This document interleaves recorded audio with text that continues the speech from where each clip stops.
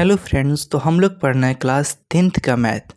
और class 10th के math के अंतर्गत आज हम लोग चालू करेंगे अध्याय 3, जिसका नाम है दो चर वाले रैखिक समीकरण। देखिए इसमें हम लोग क्या पढ़ेंगे, इसमें हम लोग ग्राफ का प्रयोग करेंगे, ठीक है। और ग्राफ के प्रयोग करते हुए हम एक एक प्रश्नों को क्या करेंगे, हल करेंगे। तो यहाँ पे सबसे पहले हम लोग जानते हैं कि दो चर वाले रैखिक समीकरण किसे कहते हैं, उसके डिफिनीसन के बारे में।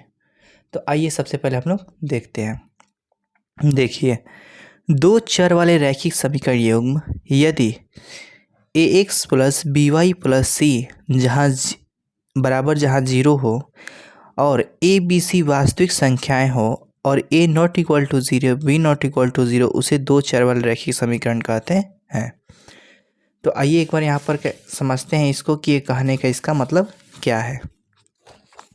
जैसे यहाँ पे देखिए, यहाँ पर एक समीकरण इस प्रकार से होगा आपका ax plus B Y plus C बराबर 0, ठीक है।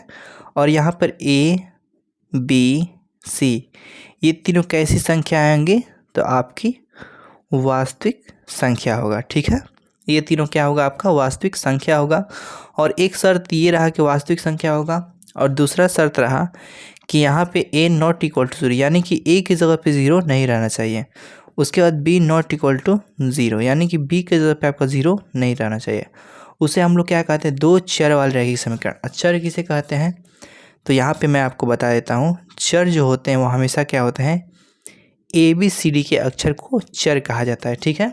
ए से जेड तक जितने भी अक्षर होते हैं उसको हम लोग क्या कहते हैं, चर कहते हैं।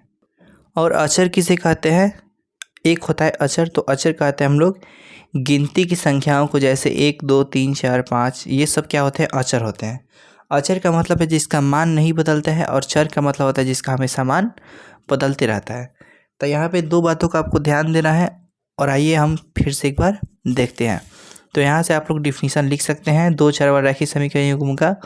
यदि ax plus B Y plus C बराबर 0 हो, जहाँ ए बी सी वास्तविक संख्या हो और a not equal to 0 b not equal to 0 हो, उसे दो चर वाले रैखिक समीकरण कहते हैं। ये शर्त कब होगा फुल, देखिए यहाँ पर दो चर कह रहा है, दो चर बोल रहा है, तो दो चर यानी कि एक हो गया x, एक हो गया y, ठीक है। एक हो गया a, एक हो गया b। तो इसमें दो अलग अलग चर होना क्या है, आपका ज़रूरी है, तभी हम इसको दो चर वाले रैखिक समीकरण कहेंगे। तो ये इसका डिफिनीसन रहा, इसका थोड़ा सा बेसिक रहा। तो बेसिक समाप्त होने के बाद अब हम लोग चालू करेंगे प्रश्नावली 3.1। इस वीडियो में हम लोग करेंगे क्वेश्चन नंबर 1 का। अब देखिए, मैं आपको शुरू में ही निर्देश बता देता हूँ। मैं जो ग्राफ है वो सब कलम के माध्यम से बनाऊंगा, सीधा सीधा, ठीक है। आप लोगों को परीक्षा में हमेशा पेंसिल का इस्तेमाल करके आपको क्या करना है, ग्राफ को बनाना है। और ग्राफ को अभी भी किस प्रकार से बनाना है आपको मैं वो सब चीज़ों को समझाऊंगा। तो आइए प्रश्न संख्या 1 पढ़ते हैं। 3.1 प्रश्न संख्या 1। तो देखिए हमारा प्रश्न 1 है कि आफताब अपनी पुत्री से कहता है। यहाँ से एक एक चीज़ों को आपको ध्यान से समझना पड़ेगा, तभी आपको क्वेश्चन बनेगा। देखिए आफताब जो है वो पुत्री से, अपनी पुत्री से कहता है कि 7 वर्ष पूर्व मैं तुमसे 7 गुना आयु का था। मतलब कि 7 वर्ष पहले का बात है, वो कितना था, तुमसे 7 गुना, यानी कि अपनी पुत्री से 7 गुना आयु का था। अब से 3 वर्ष बाद मैं तुमसे केवल 3 गुना आयु का रह जाऊंगा। क्या यह मनोरंजक है, इस स्थिति को बीजगणितीय एवं ग्राफीय रूप में क्या कीजिए, व्यक्त कीजिए। अभी आपको प्रश्न में कुछ समझ में नहीं आया होगा कि किस प्रकार से प्रश्न बोल रहा है। जब मैं एक एक चीज़ों को एक्सप्लेन करके बताऊंगा तो आपको एक एक चीज़ अच्छे से समझ में आएगा। तो आइए हम लोग वीडियो को शुरू करते हैं। यहाँ पर हम लोग देखते हैं कि जब इस प्रश्न को हल करेंगे तो सबसे पहले क्या करेंगे, हम आफताब की वर्तमान आयु मानेंगे। तो हम क्या करेंगे, माना कि आफताब की वर्तमान आयु कितनी है, 1 वर्ष, ठीक है। उसकी पुत्री की वर्तमान आयु कितनी है, y वर्ष। यहाँ पे दो चर वाले रैखिक समीकरण पढ़ रहे हैं, तो हम लोग दो चर माने, एक x माने हैं, एक y माने हैं। और इसके मानने के बाद उसके आगे आगे जैसे प्रश्न बोलेगा वैसे ऐसे इन चीज़ों को क्या करेंगे, हम यहाँ पर प्रश्नानुसार दर्शाएंगे। तो सबसे पहले देखिए यहाँ पर बोल रहा है कि 7 वर्ष पूर्व मैं तुमसे 7 गुनी आयु का था। तो एक हमको क्या निकालना पड़ेगा, 7 वर्ष पहले का आफताब की आयु निकालनी पड़ेगी, और 7 वर्ष पूर्व क्या करेगा, करना पड़ेगा, पुत्री का आयु निकालना पड़ेगा, क्योंकि यहाँ पर 7 वर्ष पूर्व की बात कर रहा है। ठीक है, अब यहाँ पर समझते हैं हम लोग। तो 7 वर्ष पूर्व आफ्ताब की आयु, तो आफ्ताब की वर्तमान आयु कितनी है? 1 वर्ष। ठीक है, अभी वर्तमान में जो आयु है इसकी 1 वर्ष है, लेकिन 7 वर्ष पूर्व यानी कि पहले कहने का मतलब है कि 1 से कम होगा। कितना होगा? पूर्व मतलब कहने का कम होगा, तो 1 से यहाँ पर हम 7 को क्या कर देंगे? घटा देंगे, यानी कि 7 वर्ष को घटा देंगे, तो आफ्ताब की जो पूर्व की 7 वर्ष पूर्व की आयु है वो कितना हो जाएगा? 1 माइनस 7 वर्ष। अब यहाँ पे देखिए, पुत्री की वर्तमान आयु कितनी है? y वर्ष, लेकिन 7 वर्ष बाद 7 वर्ष पूर्व पुत्री की आयु निकालना, यानी कि पूर्व यानी कि पहले। ठीक है, अभी मान लीजिए वर्तमान में आयु है इसका 1 वर्ष, और पूर्व कहने का मतलब है कि इसके पीछे जाएगा, और पश्चात कहने का मतलब है इसके बाद में। पश्चात कहेंगे तो इसमें ऐड होगा, और पूर्व कहेंगे तो माइनस होगा, तो उसमें तो यहाँ पे पुत्री की वर्तमान आयु कितनी है? y वर्ष है, और 7 वर्ष पूर्व कहने का मतलब है कि -7, तो 7 वर्ष पूर्व हमने यहाँ पर आयु को निकाल लिया। अब हम यहाँ पे एक बात को लिखेंगे, अब लिखेंगे हम लोग प्रश्न से। यहाँ पे हमने प्रश्न से तो इतना लिख लिया जितना बोल रहा था, अब प्रश्न से जो चीज़ बोल रहा है उसको हम लोग क्या करेंगे? यहाँ पर लिखेंगे। तो देखिए क्या बोल रहा है यहाँ पे, 7 वर्ष पूर्व मैं तुमसे 7 गुनी आयु का था। तो यहाँ पे जो लाइन बोल रहा है, यहाँ पे जो हमारा लाइन है क्या है? 7 वर्ष पूर्व मैं तुमसे 7 गुनी आयु का था। इस लाइन को यहाँ पे हम क्या लिखेंगे? नोट डाउन करें। कहाँ पे? प्रश्न से लिखने के बाद। तो यहाँ पे आप लोग देखिए हम लिख रहे हैं, यहाँ पे हमने नोट कर लिया कि 7 वर्ष पूर्व, 7 वर्ष पूर्व तुमसे 7 गुनी आयु का था, तुमसे 7 गुनी आयु का था। अब यहाँ पे देखिए, यहाँ पे जब भी एक मैटर से दूसरा मैटर चेंज होता है, यानी कि एक वस्तु से दूसरा वस्तु चेंज होता है, एक आयु से दूसरी आयु चेंज होता है पर्सन का, तो वहाँ पे हम लोग क्या देते हैं? बराबर का चिन्ह देते हैं, यानी कि इक्वल टू का। तो यहाँ पे क्या था? 7 वर्ष पूर्व, तो आफ्ताब की आयु 7 वर्ष पूर्व यहाँ पर बात की गई है। उसके बाद तुमसे 7 गुनी यानी पुत्री की आयु से, यानी कि खुद का आफ्ताब अपनी आयु का तुलना कर रहा है किससे? पुत्री की आयु से। तो जब भी तुलना की स्थिति उत्पन्न होती है वहाँ पर हम क्या देते हैं? इक्वल टू का साइन देते हैं। ठीक है, इस बात का आप लोगों को क्या करना है? ध्यान देना है विशेष रूप से। अब यहाँ पे देखिए 7 वर्ष पूर्व यहाँ पर 7 वर्ष पूर्व आफ्ताब की आयु कितनी है? तो 1 माइनस 7। तो यहाँ पे हम क्या करेंगे? यहाँ पे देखिए, यहाँ पे हम लिख देंगे 1 माइनस 7। ठीक है, इक्वल टू है तो इक्वल टू दे देंगे। उसके बाद तुमसे 7 गुनी, यानी किससे बोल रहा है? तो पुत्री से। तो 7 वर्ष पूर्व पुत्री की आयु कितनी है? तो y माइनस 7। तुमसे, तो तुमसे तो हो गया इसका कितना है? 7 गुना, यानी कि गुना 7। यहाँ पर जिस प्रकार से प्रश्न बोल रहा था उस प्रकार से हमने यहाँ पर क्या किया? समीकरण को बैठाया। इसमें हमने कुछ नहीं किया, जैसे जैसे प्रश्न बोल रहा है वैसे वैसे आपको बैठाना है। अभी 3 वर्ष बाद वाला अभी बात आएगा, अभी सिर्फ 7 वर्ष पहले का बात हम लोग कर रहे हैं। तो यहाँ पे इसको हल करेंगे, तो हल कैसे होगा? यहाँ पे देखिए, तो यहाँ पे 1 माइनस 7 है, तो 1 माइनस 7 उसको छोड़ देंगे। उसके बाद यहाँ पे देखिए, एक बार 7 से गुणा होगा y में, एक बार 7 से गुणा होगा 7 में, तो 7 में y से गुणा होगा तो 7i y, और माइनस है तो माइनस 7 49 होता है। अब यहाँ पे इतना लिखने के बाद अब देखिए यहाँ पर क्या करेंगे? x यहाँ पे है, यहाँ पे y है, तो चर को एक तरफ लाएंगे और अचर को एक तरफ लाएंगे। तो यहाँ पे सबसे पहले x उतार लेंगे, उसके बाद 7y के आगे प्लस है तो बराबर की इधर आता है तो माइनस हो जाता है, बराबर का बराबर। ठीक है, और यहाँ पे क्या बच गया? -49, तो इसको उतार लेंगे 49, और यहाँ पे 7 जो है वो किस चीज़ में है? माइनस में है, तो बराबर किधर जाएगा? तो किस चीज़ में हो जाएगा? प्लस में।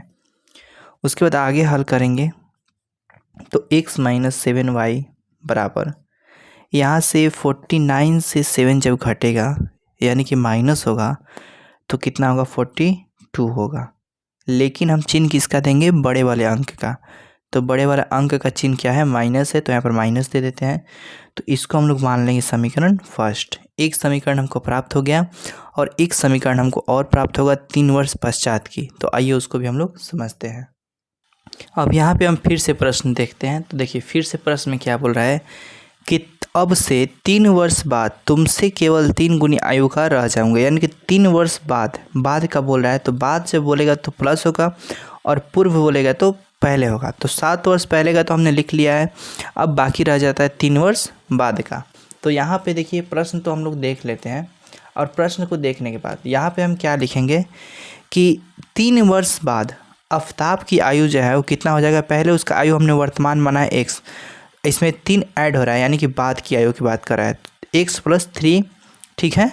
और उसके बाद 3 वर्ष बाद पुत्री की आयु कितनी हो गई, तो पुत्री की वर्तमान आयु माना हमने y, और वर्तमान आयु में अगर हम क्या कर देंगे इसके बाद वाले आयु को जोड़ देंगे तो हमको क्या निकल जाएगा, 3 वर्ष बाद की आयु इसकी निकल जाएगी।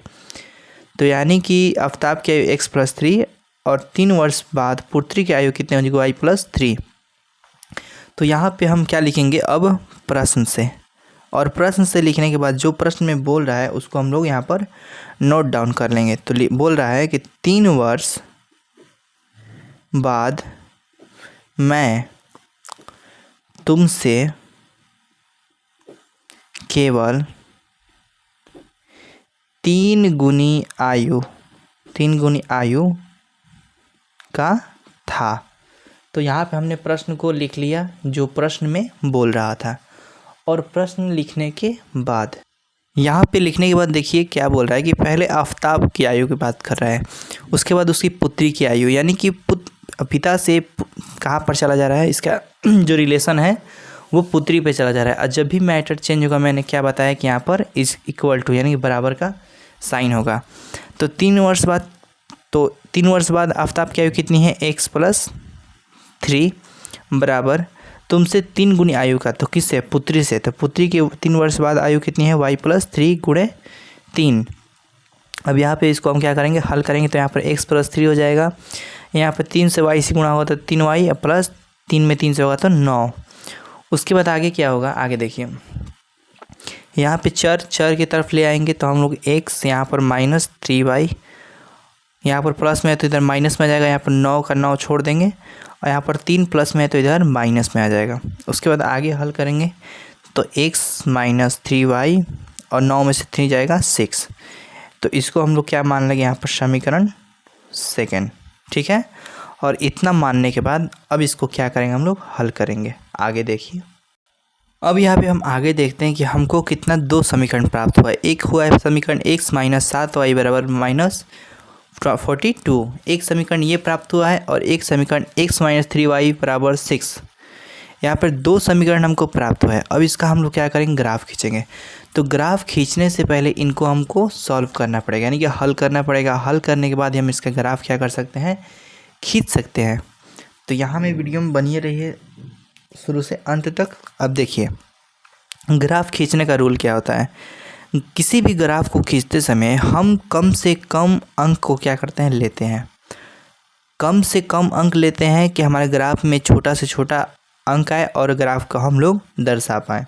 अगर हम लोग बड़ा अंक को लेंगे तो हमारा ग्राफ जो होगा वो बड़ा बनेगा या नहीं भी बन सकता है। इसलिए हमका पहला रूल क्या है कि कभी भी ग्राफ बनाते समय या ग्राफ को हल करते समय छोटे से छोटे अंक को लेना है। तो यहाँ पे देखिए एक समीकरण है x - 7y = -42। तो सबसे पहले इसको हम क्या करेंगे, यहाँ पर x को इधर छोड़ देंगे, उसके बाद -42 को -42 छोड़ देंगे, और यहाँ पर माइनस है तो यहाँ पर +7y।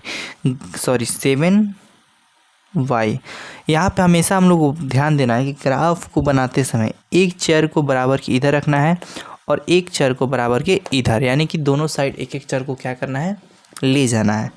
अब हम क्या करेंगे, देखिए y का मान धरेंगे, यानी कि यहाँ पर रखेंगे तो यहाँ पर x का मान स्वतः प्राप्त हो जाएगा। तो जैसे में हम मान लीजिए y बराबर क्या रखेंगे, y बराबर 5 रखने पर, अब जब 5 रखेंगे तो यहाँ पे देखिए x बराबर -42 + 7 × y का मान कितना रखे हैं हमने, 5 रखा है। उसके बाद x बराबर -42 और यहाँ पे 7 में 5 से गुणा होगा 35। उसके बाद यहाँ पर x बराबर क्या हो जाती है 42 से 35 जो माइनस होगा तो हमारा कितना आएगा, हमारा आ जाएगा 7, ठीक है। और 7 आ जाएगा तो यहाँ पे देखिए बड़ा चिन्ह किसका है, 42 का कि 35 का, तो बड़ा है 42 का माइनस, तो यहाँ पर माइनस लग जाएगा। अब आपने देखा कि हमने 5 रखा तो उसके आसपास ही -7 प्राप्त हुआ, यानी कि कम से कम अंक रखेंगे तो कम से कम अंक आपका प्राप्त होगा, ज़्यादा रखेंगे तो ज़्यादा अंक प्राप्त होगा। और ऐसे अंकों को रखा जाता है कि काटने में सहायता हो, अपने दिमाग में अपने क्या कर लिया जाता है, पहले ही बना लिया जाता है। तो यहाँ पे देखिए अब इसका पहला मान तो हमने प्राप्त हुआ, अब हम क्या रखेंगे दूसरा मान, y बराबर क्या रखते हैं, मान लीजिए 6 रखते हैं हम लोग, y बराबर 6 रखने पर। तो यहाँ पे सबसे पहले हम समीकरण में क्या करें, x बराबर -42 प्लस 7 इंटू वाई के जगह पे क्या रखेंगे 6। उसके बाद x बराबर -42 सच्चक कितना होता है 42 होता है, तो यहाँ पे एक प्लस में एक माइनस में दोनों कट जाएगा, तो यहाँ पर x बराबर क्या हो जाएगा 0, ठीक है। मान लीजिए मैंने यहाँ पर y बराबर 7 रख दिया, ठीक है, 7 रखने पर। तो यहाँ पे इसको हल करेंगे तो x बराबर 42 प्लस 7 इंटू 7। उसके बाद यहाँ पर x बराबर क्या होगा -42 प्लस 7 में 7 से गुणा होता है 49 हो जाएगा, ठीक है, 49। और यहाँ पे क्या होगा x बराबर 42 से 49 घटेगा तो कितना आएगा 7 आएगा, लेकिन चिन्ह किसका रहेगा, तो देखिए 49 का चिन्ह जो है प्लस है, बड़ा है, और इसका छोटा है, तो सबसे बड़े वाला अंक का चिन्ह हम लोग लिखते हैं, तो प्लस यहाँ पर नहीं लिखते हैं क्योंकि प्लस यहाँ पर छुपा रहता है। तो इस प्रकार हमने क्या क्या रखा तो हमको क्या प्राप्त होगा यहाँ पर इसको लिख देंगे। तो यहाँ पर एक डायग्राम बनाएंगे। तो यहाँ पे हम लोग हल करते समय y का मान रख रहे हैं, तो y के मान में 5 रखा हमने, 6 रखा, 7 रखा। तो x का मान जब हम 5 रखते हैं तो -7 प्राप्त हुआ, 6 रखते हैं तो 0 प्राप्त हुआ, 7 रखते हैं तो 7 प्राप्त हुआ। तो इस प्रकार से ये समीकरण हमारा हल हुआ। अब आते हैं हम लोग दूसरे समीकरण को हल करने पे। तो यहाँ पे सबसे पहले इसको क्या करेंगे हम लोग उसी प्रकार से हल करेंगे। यहाँ पर यहाँ पे हो जाएगा आपका x इधर आ जाएगा, फिर यहाँ पर 6, उसके बाद यहाँ पर माइनस में है 3y तो यहाँ पर प्लस में 3y हो जाएगा। अब हम लोग मान रखेंगे, जैसे मान लीजिए यहाँ पे अगर 0 हम लोग रखते हैं तो 3 गुणे 0 बराबर 0 और यहाँ पर 6 हमको प्राप्त हो जाएगा। 1 रखते हैं तो 3 और 6 9 प्राप्त हो जाएगा, यानी बड़ा हो जाएगा, तो -1 रखेंगे तो 3 में -1 से गुणा तो -3, यहाँ पर 6 से -3 घटेगा तो 3 प्राप्त होगा। तो इसी प्रकार से आपको माइंड में क्या करना है, बार बार चलाना है, अंकों के कौन सा अंक रखेंगे तो हमारा कौन सा अंक प्राप्त होगा। जैसे यहाँ पर मैं यहाँ पर क्या करता हूँ, y बराबर 0 रखने पर, ठीक है। तो यहाँ पे हो जाएगा x बराबर 6 प्लस 3 इंटू 0, यहाँ पर x 6 प्लस 3 में 0 से गुणा हो तो 0, और यहाँ पर x बराबर क्या हो जाएगा 6 में 0 जोड़ेंगे तो 6। तो पहला हमारा मान 6 प्राप्त हुआ। अब दूसरा हम लोग क्या करेंगे, y बराबर मान लीजिए -1 मैं रखता हूँ, आपके ऊपर है, कोई भी आप अंक को मान सकते हैं, ठीक है, लेकिन कम से कम अंक आने के लिए आपको दिमाग में थोड़ा चलाना पड़ेगा। तो यहाँ पे x बराबर 6 प्लस 3 इंटू -1 y का मान हो जाएगा। उसके बाद x 6 यहाँ पर देखिए -1 से 3 में गुणा होता है, फिर प्लस माइनस माइनस हो जाएगा, और 3 में x होगा तो 3, और यहाँ पे x बराबर 6 से 3 जाएगा तो 3, हमारा छोटा अंक प्राप्त हुआ। और वहीं यहाँ पर 1 रखते तो यहाँ पर 9 प्राप्त हो जाता है, यानी कि बड़ा हो जाता है, ठीक है। आगे देखिए यहाँ पर मान लीजिए मैं y बराबर क्या रखता हूँ, -2 रखता हूँ। देखते हैं क्या रखने पर आता है, रखने पर। तो यहाँ पे x बराबर 6 प्लस 3 इंटू -2, ठीक है। उसके बाद x बराबर 6 प्लस प्लस नहीं होगा, यहाँ पर प्लस और माइनस माइनस होगा, 3 में 2 से होगा तो 6 आ जाएगा। तो x बराबर 6 में 6 घटेगा तो 0। देखिए कितना कम अंक आया, -2 रखा हमने तो 0 आ गया। लेकिन मान लीजिए यहाँ पर हम क्या रखते हैं, 2 रखते सिर्फ सिंपल, प्लस में तो 3 दूना 6 हो जाता है, 6 दूना 12 हो जाता है, यानी कि हमारा अंक क्या हो जाता है, बड़ा हो जाता है। तो हमको कम से कम अंक लाने के लिए कम से कम अंक रखना पड़ेगा। और उसके बाद एक डायग्राम यहाँ पर बनाना क्या है ज़रूरी है कि हमने किस अंक को रखा तो किस अंक को हमने पाया। तो यहाँ पे सबसे पहले हमने एक डायग्राम यहाँ पर बना लिया। तो यहाँ पर जैसे जैसे मैं बना रहा हूँ आपको वैसे ही बनाना है। तो यहाँ पर 3 मान हमने रखा है, तो 3 बॉक्स। और सबसे पहले रहता है ऊपर x, नीचे y। तो x का मान हमने 0 रखा है, 0 रखा है। यहाँ पर देखिए x का मान हमने 0 रखा, y का मान हमने 0 रखा है। तो x का मान हमारा कितना प्राप्त हुआ, 6 प्राप्त हुआ है, ठीक है। y का मान -1 रखा है तो हमारा 3 प्राप्त हुआ है। और y का मान जो -2 रखा है तो हमारा कितना प्राप्त हुआ है, 0 प्राप्त हुआ। तो इस प्रकार से हम यहाँ पर क्या कर लेंगे, -1। तो यहाँ पे हमने सभी अंकों को क्या कर लिया, नोट कर लिया। अब नोट करने के बाद इतना जब हम आते हैं तो हमारा अब ग्राफ खींचने का समय आ गया है। तो देखिए सबसे पहले हम ग्राफ का कॉपी लेंगे, इस प्रकार से ग्राफ का कॉपी लेंगे, ठीक है। जैसे यहाँ पर प्रश्न संख्या 1 एक्सरसाइज 3.1 का पहला मैं बता रहा हूँ। तो उसके बाद देखिए सबसे पहले एक्स में हम दोनों डायग्राम को देखते हैं, यानी दोनों समीकरण में देखते हैं एक्स का मान सबसे अधिक कितना है। तो यहाँ पे एक्स का मान एक -7 में सबसे अधिक है और एक प्लस में 7 अधिक है। सब बाकी सब 6, 3, 0 सब छोटे हैं। तो हम क्या करेंगे बनाते समय, ये होता है देखिए ग्राफ में एक्स अक्ष, यहाँ पर एक्स डैश होता है, ठीक है। यहाँ पर एक्स डैश होता है और यहाँ पे वाई डैश होता है। यहाँ पर मैं थोड़ा आपको क्या कर लेता हूँ, छोटा करके बताता हूँ अच्छे से। तो यहाँ पे देखिए इसको कहते हैं एक्स डैश, इसको कहते हैं वाई डैश। तो इतना देखने के बाद उसके बाद हम -7 क्या है, -7 एक्स एक्स में सबसे बड़ा है और इधर 7 में प्लस में। तो हम 7, 8 तक क्या करेंगे, लगभग 9 की लाइन खींचेंगे, 1, 2, 3, 4, 5, 6, 7, 8, 9। इधर -1, -2, -3 तक -8 तक, यानी कि सभी अंकों को क्या कर देंगे, क्रम वाइज लिख देंगे। अब देखिए क्रम वाइज लिखने के बाद अब देखेंगे हम y में कितना अधिक है। तो y में हमारा मान सबसे अधिक है।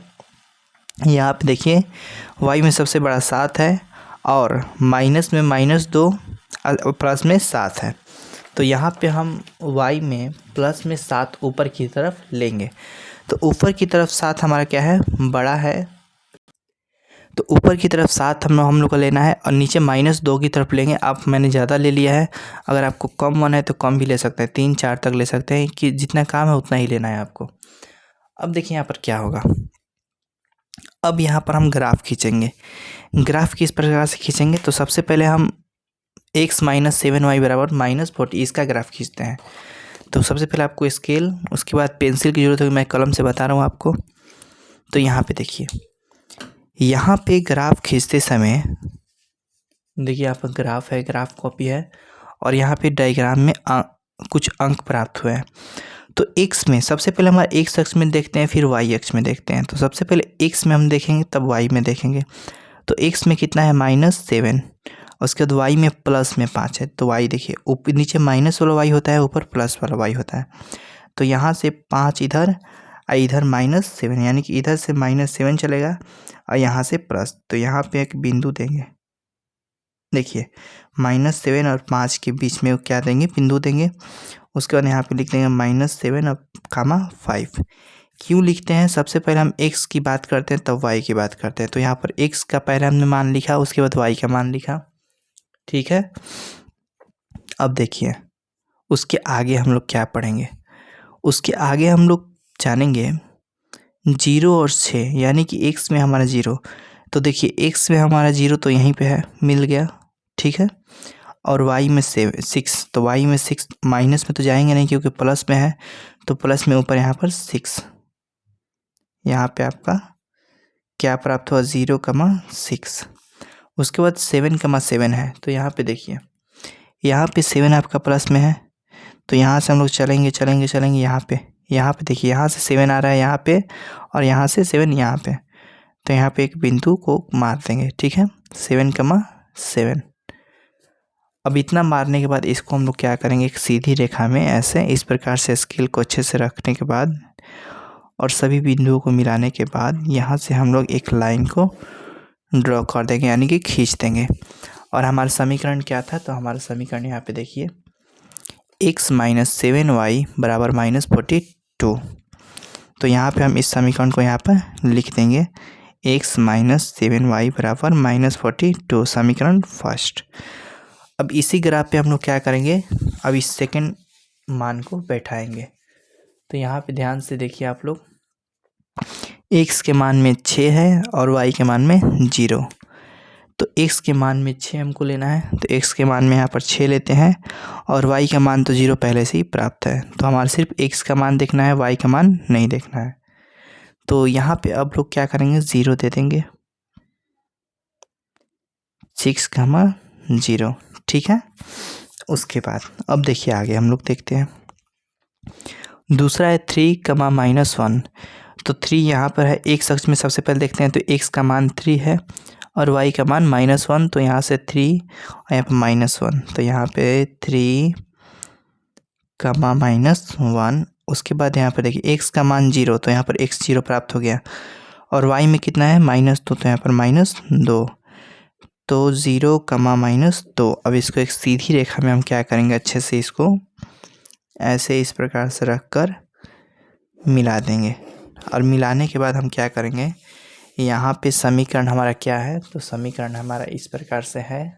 यहाँ पे आप लोग समीकरण देख सकते हैं, x माइनस 3y बराबर 6। तो यहाँ पे इस बात को हम यहाँ पर लिख देंगे, कितना है समीकरण, x माइनस 3y बराबर 6, समीकरण 2। तो इस प्रकार से हमारा ग्राफ क्या हुआ, कंप्लीट हो गया। तो इस प्रकार से आप ग्राफ को क्या कर सकते हैं, बना सकते हैं। यहाँ पर मैं आपको थोड़ा जूम करके दिखा देता हूँ। तो यहाँ पे देख लीजिए, ये हमारा इस प्रकार से ग्राफ बनेगा और इसको आप लोग ग्राफ कॉपी पे ही बनाएं। मैं आपको ग्राफ कॉपी का एक थोड़ा यहाँ पे ऐसे ग्राफ कॉपी पे बनाते समय आपको कैसे बनाना है देख ले, ध्यान से देख लीजिए। यहाँ पे आपको ग्राफ, मैं क्वेश्चन नंबर 1 आपको दिखाता हूँ। देखिए यहाँ पे क्वेश्चन नंबर 1 है। तो यहाँ पे सबसे पहले आपको हल करना है और हल करने के बाद यहाँ पे आप लोग ऐसे हल कर लेंगे। यहाँ पे डायग्राम बनाने के बाद मान लिख लेंगे और मान को लिखने के बाद यहाँ पर आपको क्या करना है, ऐसे इस प्रकार से ग्राफ को बनाना है, जैसे मैंने यहाँ पर आपको बना के सिखाया अभी। तो यहाँ पे हमारा पहला ग्राफ बना है और यहाँ पे समीकरण 2। तो इस प्रकार से इस वीडियो में हमने प्रश्न संख्या 1 को कंप्लीट किया। इसमें थोड़ा बेसिक ज्ञान प्राप्त करना था, इसलिए ज़्यादा समय लग गया। अब अगले वीडियो में हम थोड़ा कम समय लेकर अगले प्रश्न को हल करेंगे। यहाँ पे मैं आपको बेसिक ज्ञान में कुछ और बातें बता देता हूँ। निर्देशांक ज्यामिति के रूप में, यानी 2 चर वाले रैखिक समीकरण हम पढ़ रहे हैं, तो उसके बारे में कुछ ज्ञान हमको प्राप्त हुआ है। देखिए यहाँ पर 2 रेखाएं हम लोग खींचते हैं, यहाँ पे कटान बिंदु होता है, यहाँ पर x, यहाँ पर x डैश होता है, यहाँ पर y डैश होता है। इसको हम लोग प्रथम चतुर्थांश कहते हैं, इसको द्वितीय, इसको तृतीय, इसको चतुर्थ। तो पहले में होता है हमारा प्लस और प्लस चिन्ह होता है, यानी कि इधर का प्लस इधर का प्लस, ठीक है। और दूसरे में क्या होता है, इधर का माइनस इधर का प्लस। तीसरे में होता है इधर का माइनस इधर का प्लस और चौथे में होता है इधर का प्लस इधर का माइनस। तो यहाँ माइनस होता है, यहाँ प्लस होता है। मूल बिंदु का निर्देशांक 0,0 होता है, ठीक है। अगर परिभाषा हम लोग देखना चाहते हो, परिभाषा काम नहीं है, लेकिन निर्देशांक ज्यामिति यानी 2 चर रैखिक समीकरण में जो हम लोग चीज़ डायग्राम पढ़ते हैं उसका खोज किसने किया था, तो फ्रांसीसी गणितज्ञ रेने देकार्ते ने किया था, जिनका जन्म 1596, मृत्यु 1650 में होता है। क्षैतिज रेखा को x डैश कहा जाता है, ऊर्ध्वाधर रेखा को y डैश कहा जाता है। बस इतना ही आपको जानना था। तो धन्यवाद, मिलते हैं अगली वीडियो में अगले प्रश्न के साथ।